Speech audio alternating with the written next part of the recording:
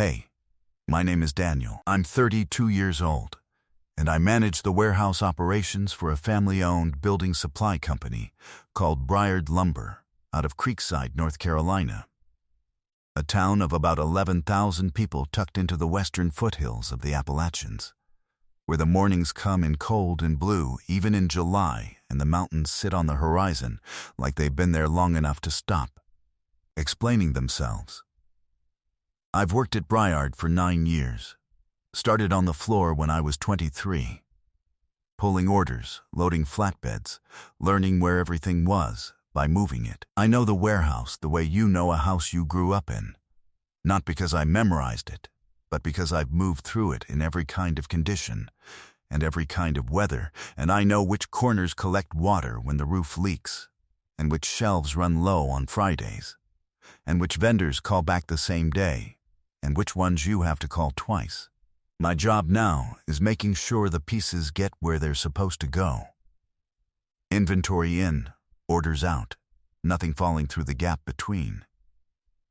When a customer needs something for a job starting Monday, and we're showing 3 units in the system, but I know from experience that one of those is a counting error, and one has a moisture issue, and the third is good. My job is to know the difference before anyone calls me at 6 in the morning wondering where their order is. I drive a navy blue pickup with 240,000 miles on it and a pine tree air freshener that's been there so long it doesn't smell like anything anymore. I get to the warehouse at 6:30. I eat lunch at my desk most days, a sandwich I make the night before. Something I started doing years ago to avoid having to make decisions at noon when I'm already tired from making decisions since 7. I leave by 4:30 if the day cooperates, which it does maybe 3 times a week. The house is a rental on the south side of town.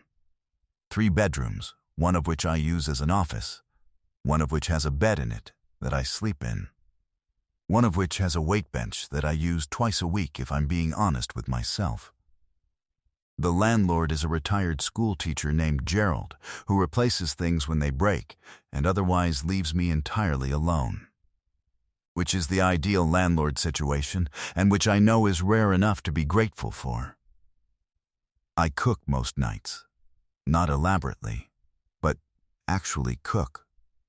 Not just heat things. My mother taught me because she believed that eating food someone made with intention was one of the basic dignities of a life, and I've never found a reason to argue with that.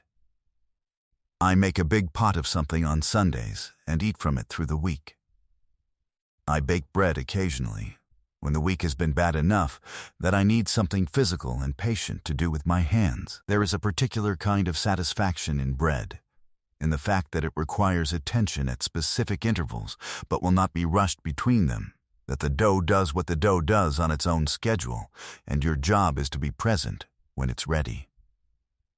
I find that useful to think about, for reasons I understood better by the end of this story than I did at the beginning. That's most of what there is to say about the shape of my life, except for this.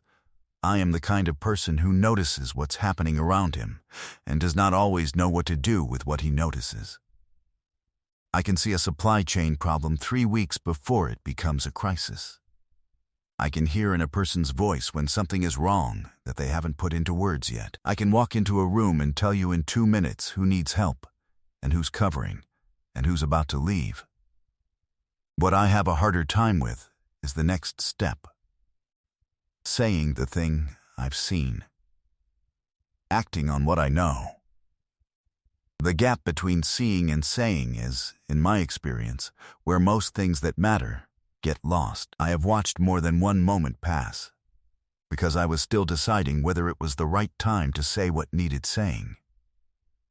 That cost me things. It cost me specifically, 4 years ago, a relationship with a woman named Petra that I think about still. Not with grief exactly, more with the particular clarity you get when you understand precisely where you went wrong, and why, and what you would do differently. Petra was warm and funny, and she needed to be chosen explicitly, in words, not just maintained and shown up for. I chose her in every way that didn't involve saying it. I was there. I fixed things in her apartment without being asked. I drove an hour in the rain when her car broke down and didn't make anything of it. I showed up, reliably, in every way except the one that would have required me to open my mouth and say, "You are the person I want."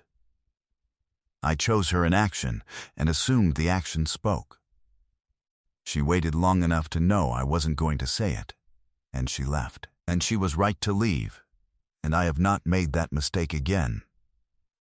I tell you that because it's the thing you need to know before anything else in this story makes sense. I met Mara at a going-away party. Not her going-away party, or at least, I didn't know it was hers at the time. It was a party for a colleague of hers who was leaving a local nonprofit to go back to school. Someone I knew tangentially was there and had dragged me along on the grounds that I had been spending too many evenings in my own house and was becoming odd about it, which was fair.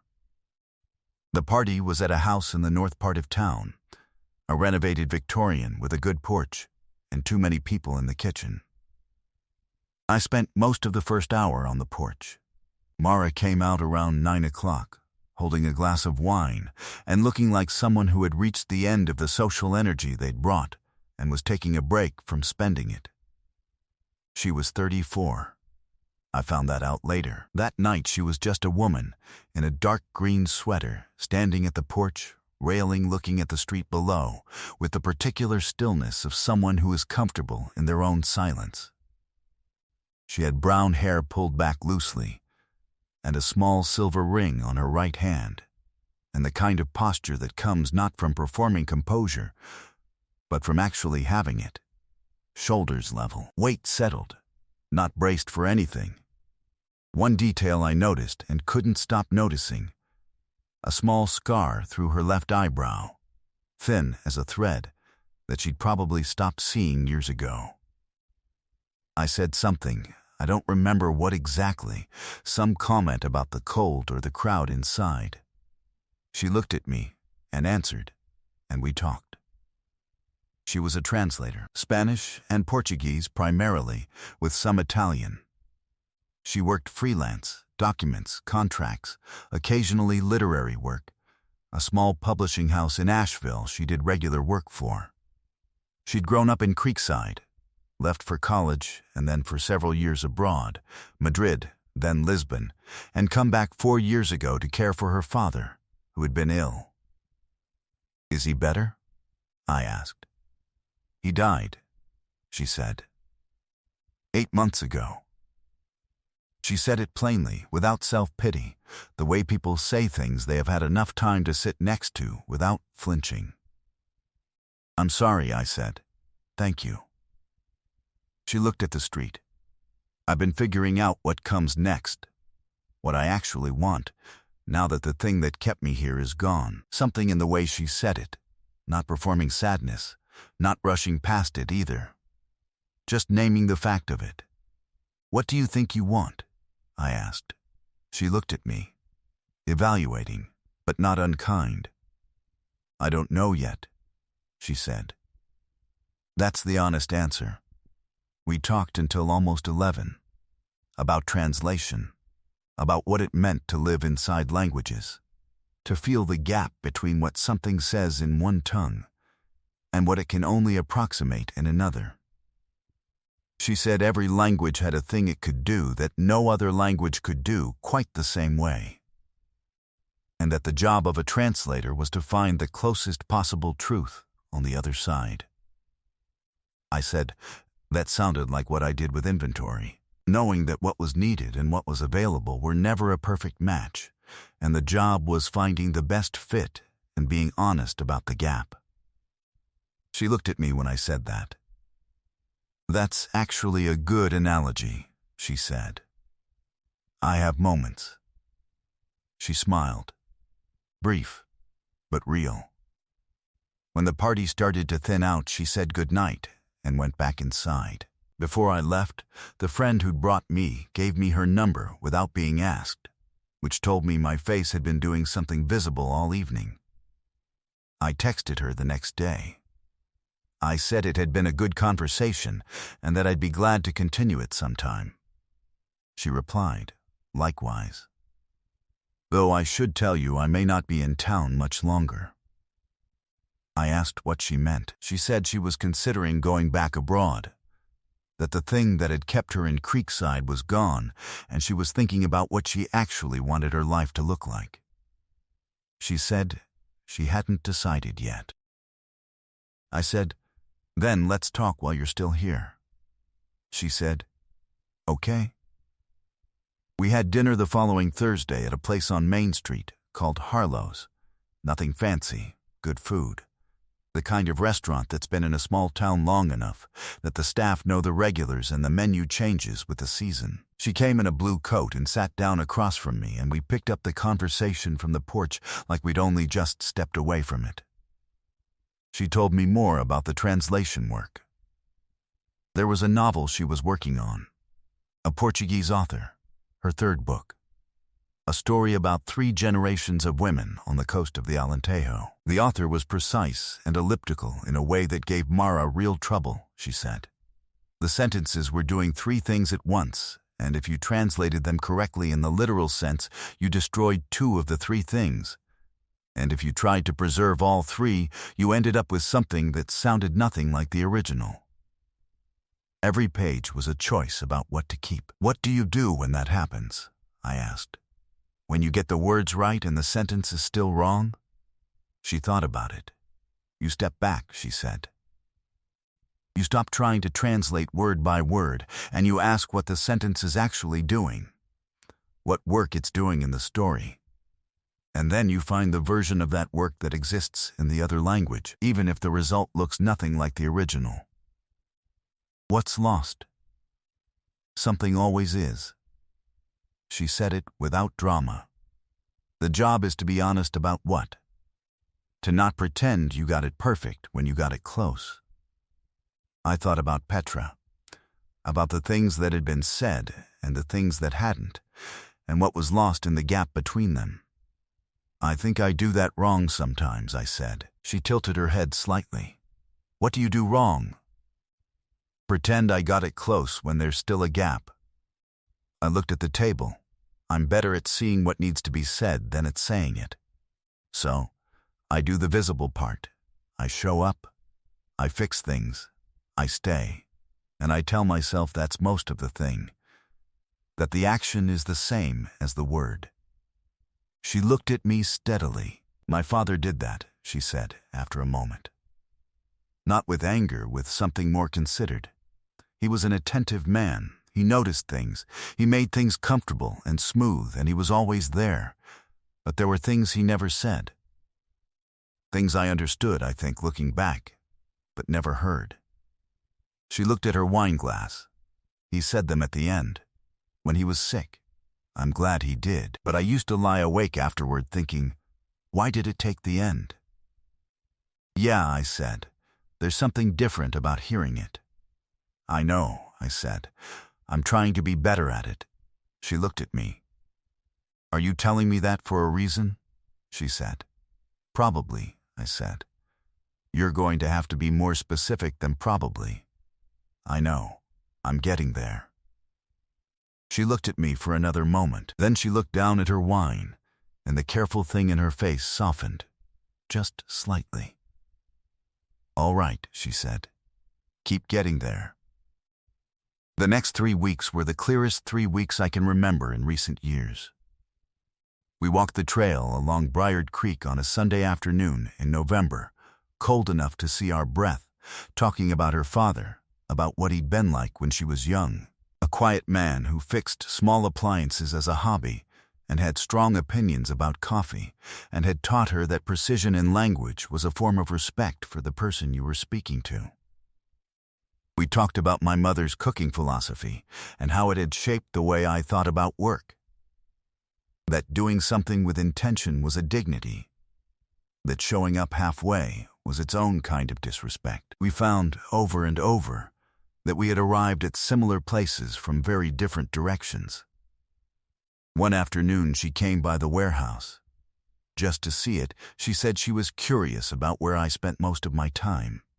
which was one of the things about her I was already trying to name. Most people aren't curious about a warehouse. She walked the floor with me while I did the afternoon counts, asking questions that were genuinely useful questions. About the system I used to track discrepancies. About how I managed the seasonal swings in demand. About what happened when a vendor was consistently wrong about lead times. I told her about a cedar supplier who'd been off on his delivery estimates for 3 months, and she asked what I'd done, and I said I'd started placing orders assuming a 2-week delay on everything he sent and building a buffer, and she nodded slowly and said, "You worked around the gap rather than closing it." I said yes. She said, "Is that always the right answer?" I thought about it. I said, "No, not always. Sometimes the gap needs to be closed. Sometimes the buffer just lets both parties go on being wrong about each other indefinitely." She looked at me. "That's a more complicated answer than I expected," she said. "Inventory teaches you things," I said. She almost smiled. Kept her face mostly straight. On the creek walk, she challenged me when I said something self-deprecating about my job. Something like, "It's not complicated work, mostly just keeping track of things." And she stopped on the trail and looked at me and said, "You told me once that your job is making sure nothing falls through the gap. That's not keeping track of things. That's holding something together. Don't do that." "Do what?" "Make yourself smaller than you are so nobody expects too much."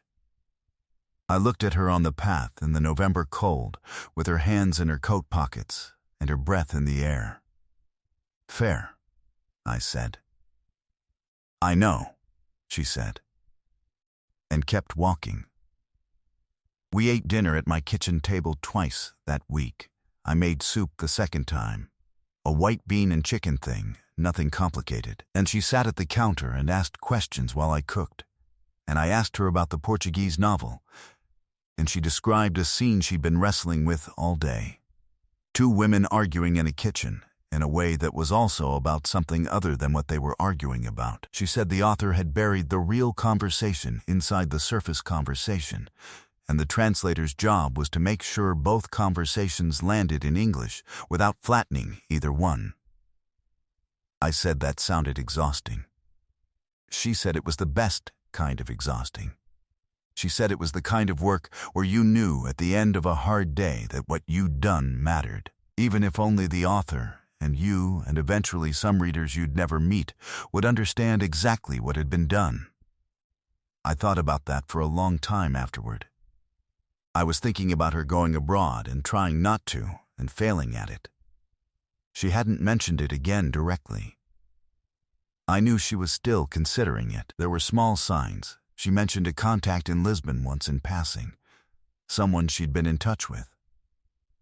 She talked about the Portuguese novel with a particular quality in her voice, something alive in it that wasn't there when she described the contract work.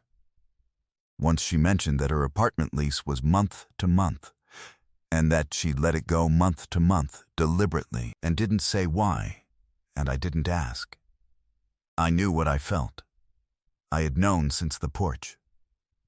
What I was still working on was the step between knowing it and saying it. I was building the buffer again, I realized, assuming the gap and working around it instead of closing it. Her colleague called it a going-away party, but the whole thing happened faster than I was ready for. She texted me on a Wednesday morning in late November. She said, "Are you free this evening? I have something to tell you in person." I said yes. I sat at my desk for a moment after I sent it, looking at the inventory sheets in front of me without seeing them. We met at Harlow's again, the same table, the same low light. She sat down, and she had the stillness I recognized, but underneath it something that was a decision already made. I could see it in the way she set her coat on the chair and folded her hands on the table. A person who has decided something and is now delivering the information. "I'm moving to Lisbon," she said. "I've been offered a staff position at a translation house there. Literary work, full-time. It's what I wanted before my father got sick. It's what I went abroad for in the first place, and it's... She looked at the table and then back at me. It's the right thing. I know it's the right thing. I looked at her. When? I said. Tomorrow, she said. The flight is tomorrow evening. I've been packing for 2 weeks. Something went very still in my chest. 2 weeks, I said. I know. I should have told you sooner. I kept not knowing how to. I kept not knowing what to say. She looked at me with something that was steady and also not entirely steady. These weeks have been... She stopped. This is hard. I want you to know that it's hard. I looked at her. I thought about Petra, about driving an hour in the rain and not saying the thing, about all the ways I had been present that hadn't added up to presence. I thought about her father. Why did it take the end? Mara, I said. Don't, she said. Quietly, don't make this, I'm going to say the thing, I said. She went still. I have been watching myself not say it for 3 weeks, I said. I have been building a buffer instead of closing the gap, and that is the thing I do that has cost me the most in my life, and I am not doing it tonight. She was watching me, not breathing quite. I don't want you to go, I said. That's the bottom of it. I know that's not a reason by itself. I know you have a life you're walking toward and a position you earned and a language you're supposed to be living inside. I know I have no claim on any of this. I looked at her. But I have been more myself in the last 3 weeks than I have been in years. I know what I feel, and I know what it is, and I am in love with you. I should have said it sooner. I'm saying it now because it's true, and because you are about to get on a plane, and I will not let it go unsaid. The restaurant was quiet around us in the way it gets on Wednesday evenings. Low light, soft noise. A room full of people who are somewhere they meant to be. Mara looked at the table, a long moment. Then at me. Her jaw was set in the way it got when she was deciding something important. Say it again, she said. Quietly, the actual words. I am in love with you, I said, specifically and without question. She let out a breath. She looked at her hands. Then, back at me. The scar through her eyebrow. The silver ring. The way she was sitting like she might stand up, and also like she might not. I turned this position down once before, she said. 3 years ago. My father was sick and I stayed. I told myself I stayed because I had to, because there was no other option, because it was obligation. She shook her head slowly. That wasn't the whole truth. I stayed because he needed me, and I needed to be needed in that specific way. But I made it into logic so it would feel safer. She looked at me. I do that. I translate feelings into reasons, so they don't frighten me. I know, I said. I've watched you do it. She looked at me. Something shifted. How long have you known? She said. Since the warehouse, maybe, when you asked if working around the gap was always the right answer. She was quiet. If I stay, she said, carefully, I'm not staying because of a feeling. I can't make a decision like this based on a feeling I don't know the shape of yet. Then what would you need? I asked. Time, she said. The ordinary kind, enough to know what this is when nothing is at stake but the day. She looked at the table. I told them I needed until the end of the year to give a final answer. That gives me 5 weeks. She looked up. That's what I actually have. Then let's use them, I said. It might not be enough, she said. Then we'll have used them anyway, I said, and I'll have said the thing, which is what I should have done from the start. She held that for a moment. If I stay, she said slowly, I would need you to keep saying things. I cannot. I know what it is to understand what you mean to someone without ever hearing it. I lived that. I don't want to live it again. I'll say things, I said. I'll be imperfect at it. But I'll say things. You can hold me to that. She looked at me for another long moment. Okay, she said. Then I'm going to call the airline. I sat very still. She took out her phone. She made the change. I watched her face while she did it. The deliberate focus, the small exhale when it was done. She put the phone on the table. The flight is now in January, she said. Something in my chest that I did not have a clean word for. What would you like to do tonight? She asked. I'd like to buy you dinner, I said. And I'd like to keep buying you dinner until we know the shape of this. She looked at me. You've already bought me dinner twice, she said. I know, I said. I intend to be very repetitive about it. The smallest pause. And then she smiled. Not the brief one from the porch, the fuller one, the one that reached everything. All right, she said. Good, the 5 weeks that followed were the ones I will measure other time against. We walked. We ate.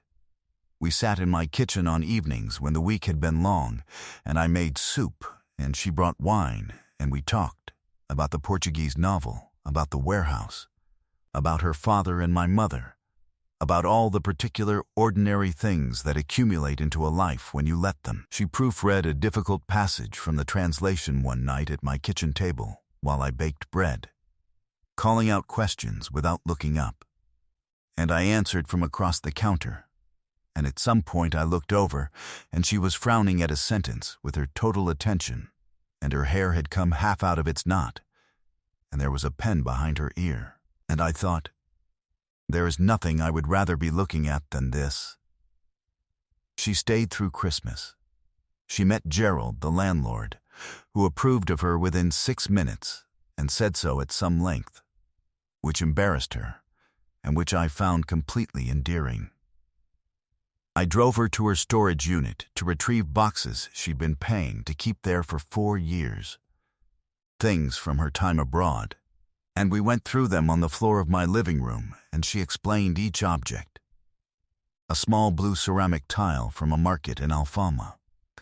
A paperback of a novel she'd translated into Portuguese, her name on the title page, which she held with a particular care.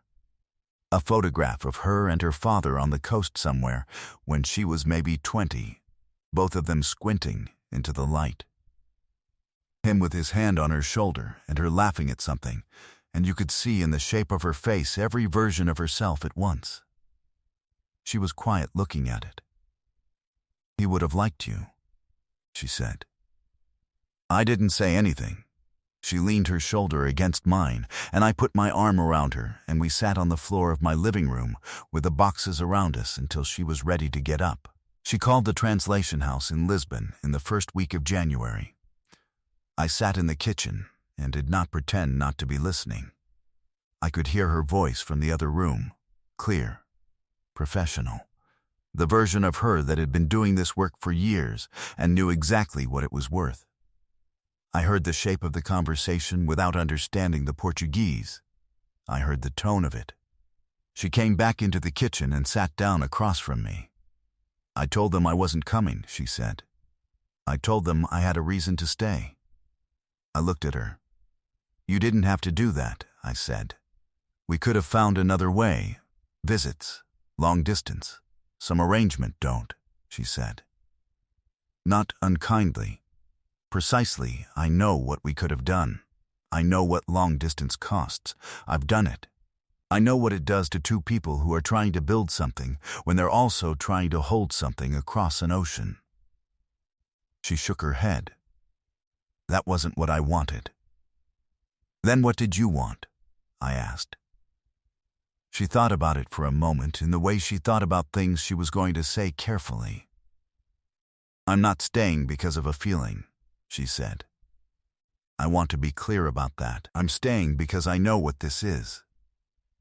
I stayed for 5 weeks, and I learned you. The way you make the sandwich the night before so you don't have to decide at noon. The way you test the porch rail every morning, both soft spots, same order.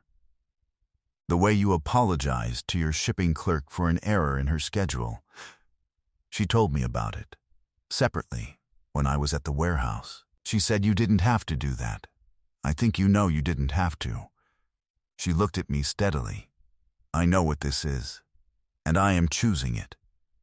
Not because of a feeling, because of a fact. My throat had tightened.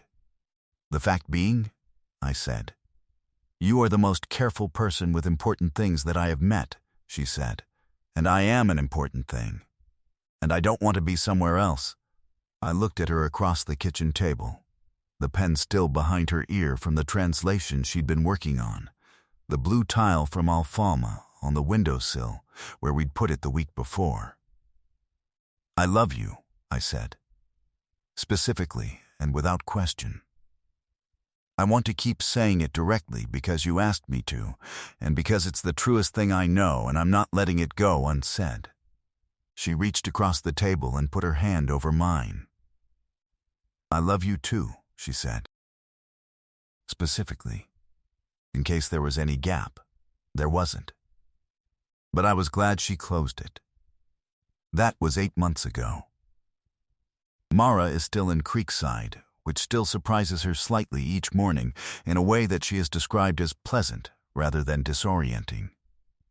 She took a contract with the Asheville publisher she'd always worked with and negotiated better terms, being local now and known and reliable. The Portuguese novel came out in spring from a small literary press in New York, her name below the author's on the jacket, in the way that good translation work sometimes gets recognized and usually doesn't. The book arrived on a Tuesday, and she held it for a long time before she set it on the shelf.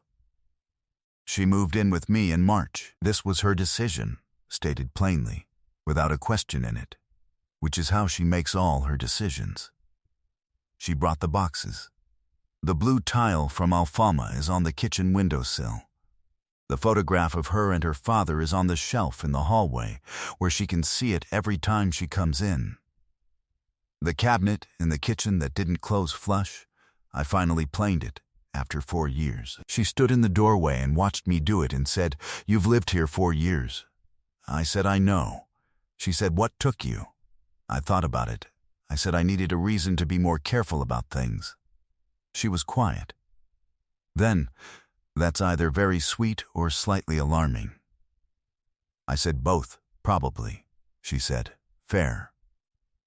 The porch railing is still soft in 2 places. I test them every morning. Left baluster, 3rd from the post, right side, 2nd from the end. Same order, same hands. She has started testing them too, without being shown to, the way she picks up the careful habits of a person she's decided to understand completely. I used to think the recurring failure of my life was the gap between seeing and saying, that I noticed things clearly and then held the noticing quietly, as if the noticing itself discharged the obligation, as if the care inside the observation was the same as the care delivered out loud. It isn't. Mara taught me that, not in a lesson, in the ordinary fact of being a person who says what she means and waits calmly for you to do the same and does not pretend that the space between knowing and saying is small. It isn't small. It is the whole distance between something and nothing. She was going to get on a plane. The boxes had been packed for 2 weeks. The position was waiting, and it was the right thing, and she was ready to go. And what made her stay, what actually made her stay, was not a gesture or a feeling or a moment at an airport. It was 11 words said plainly at a dinner table before the moment closed. I am in love with you. I should have said it sooner. Say the thing. Say it before the end, before the flight, before the door closes on it. Say it in the ordinary kitchen on the ordinary evening, when it's true and the person is in front of you, and nothing is stopping you but the old habit of silence. Say it. That's all it was. That's everything it was.